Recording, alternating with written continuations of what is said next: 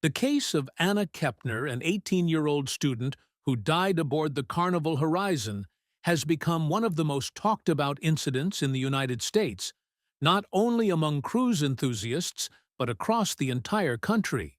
Many people ask why this case has attracted so much attention.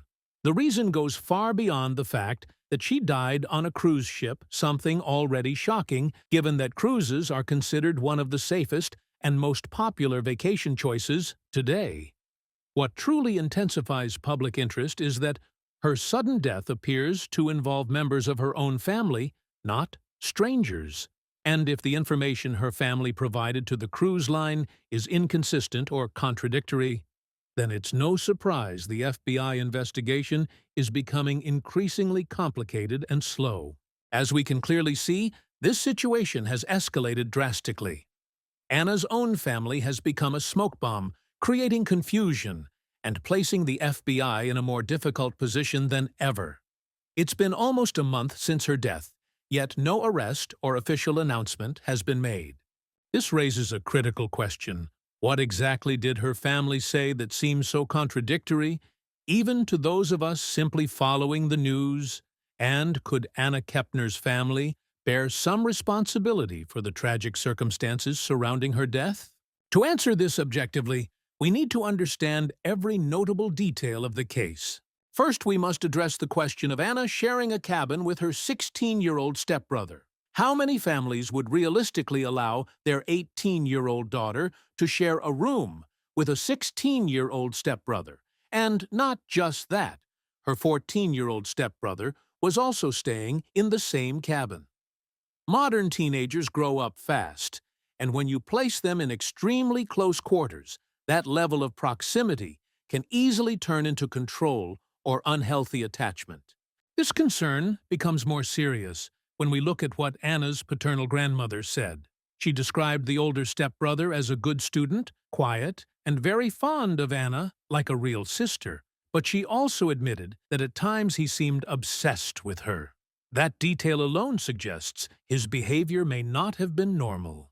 It doesn't end there. The grandmother also claimed that the stepbrother doesn't remember anything and appeared confused, so much so that he was taken to a hospital afterward for psychological evaluation. Have you ever read about criminal psychology? When someone behaves like this, there are usually only a few explanations.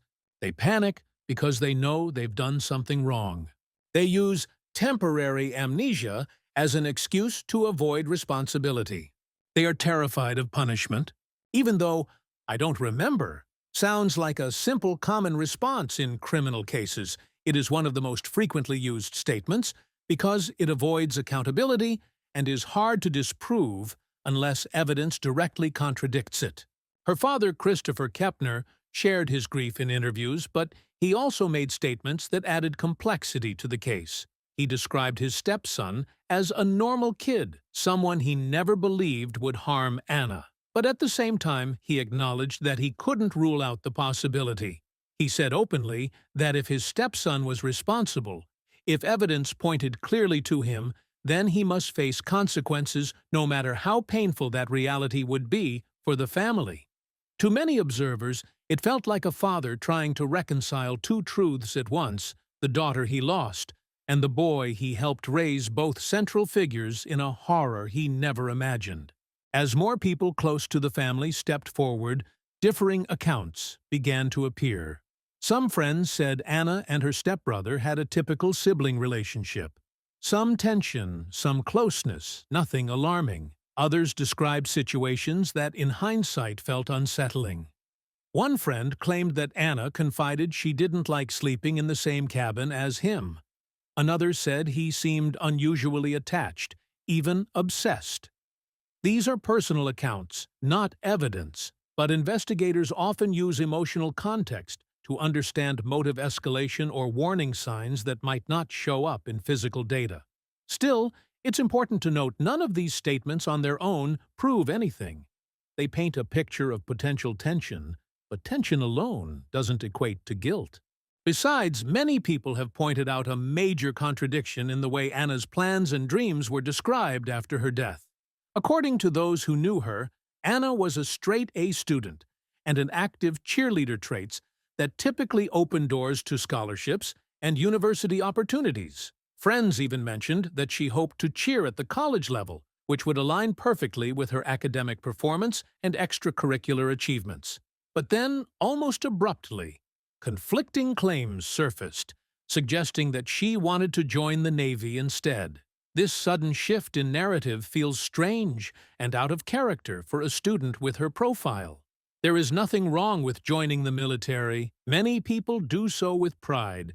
But statistically, high-achieving students who are already positioned for college success rarely abandon that path unless something significant is happening behind the scenes.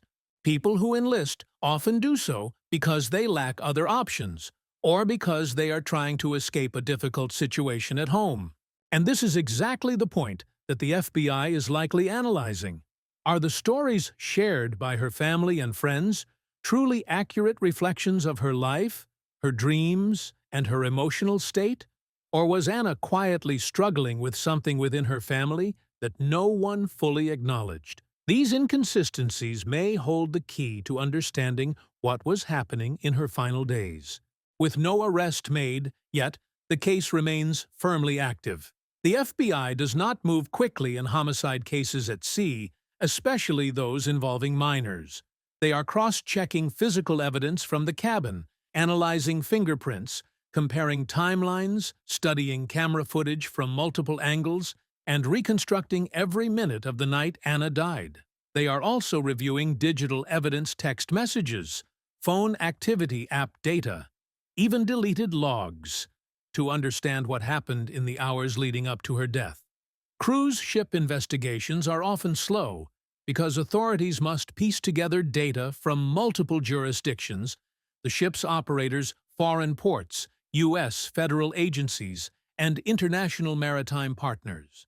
But slow doesn't mean stagnant. It means the case is active, methodical, and building toward a conclusion strong enough to hold up in court. What makes this case especially haunting is the proximity.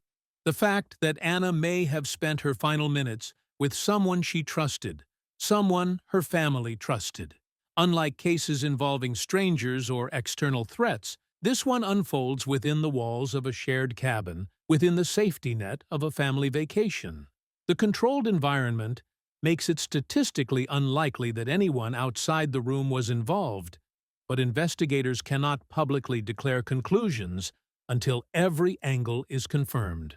Cruise ships, despite their size, operate like floating hotels with sophisticated surveillance systems. That technology becomes crucial in cases like this. Cameras don't just capture hallways, they capture behaviors, interactions, and patterns. Investigators can see who was calm, who was panicked, and who tried to leave unnoticed. They can detect contradictions in testimonies, inconsistencies in timelines, or moments that don't align with what witnesses claim. As the public watches the case unfold, the story becomes about more than a single tragedy.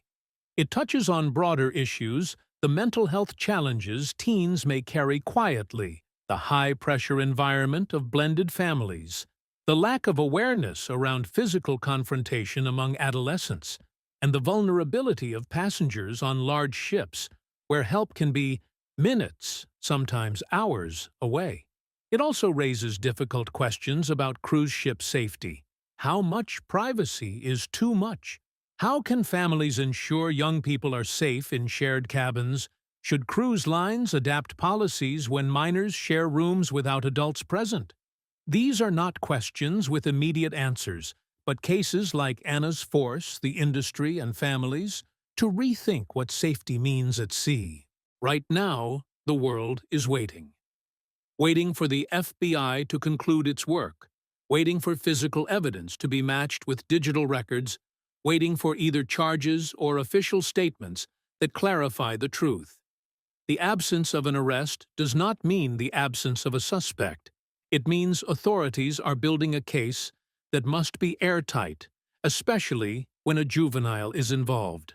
Any misstep could compromise justice for Anna, and any premature conclusion could damage a young person's life.